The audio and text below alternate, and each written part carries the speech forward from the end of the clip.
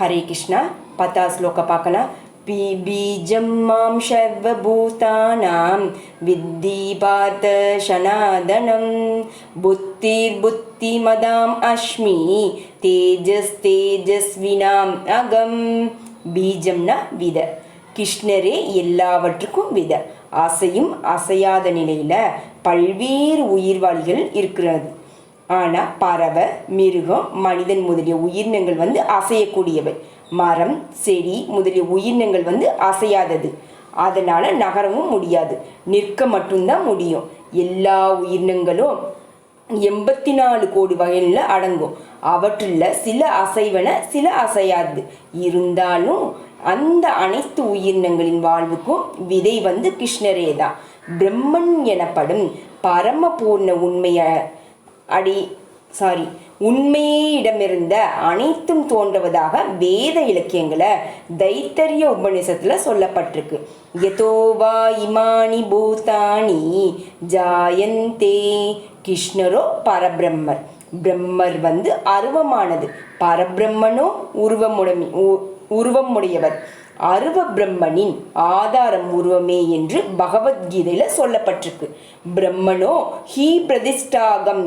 அதனால தான் ஆதியில் கிருஷ்ணரே எல்லாவற்றிற்கும் மூலமாவர்.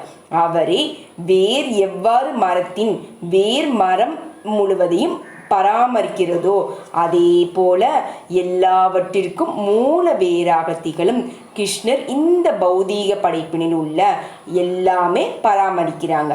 இது வேத இலக்கியங்களை கட உபநிஷத்துல உறுதி செய்யப்பட்டிருக்கு. நித்யோ நித்யானம் சேதன சேதானனாம் ஏகோ பகுணாம் யோ விதாதி கமான். நித்தியமானவர்கள் எல்லாருமே அவரே தலை சிறந்த நித்தியமானவர். உயிர்வாளிகள் எல்லாவற்றுக்கும் அவரே பரம உயிர்வாளி. அவர் மட்டுமே எல்லாருடைய வாழ்வையும் பராமரிக்கிறார். அறிவு இன்றி யாராலும் எதையும் செய்ய முடியாது. இங்க எல்லா அறிவிற்கும் தானே மூலம் என்று கிருஷ்ணர் கூறுகிறார். ஒருவர் அறிஞனாக இல்லாவிடில் புருஷோத்தரமான முழுமுதற் கடவுள் கிருஷ்ணரை அவரால் புரிந்து கொள்ளவே முடியாது. 11வது ஸ்லோகம் பார்க்கலாம்.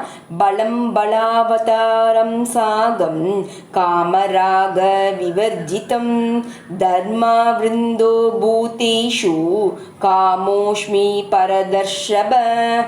பலசாலி மனிதனின் பலம் பலவீனர்களை பாதுகாக்க மட்டும்தான் உபயோகப்பட வேண்டும், அராஜகத்திற்கு இல்லை. அதே போல தர்மத்தின்படி காம வாழ்க்கை என்பது குழந்தை பேட்டிற்காக மட்டும்தான், வேறு நோக்கங்களுக்காக இல்லை. அதன் பிறகு அந்த குழந்தைகளை கிருஷ்ண பக்தர்களாக்குவது தான் பெற்றோரின் பொறுப்பாகும். 12வது ஸ்லோகம் பார்க்கலாம். ये सैव सात्विका पावा राजस तमाश्च ये मत्त एवेति तान् विद्धि नत्व अகம் தேஷு தே மஹி.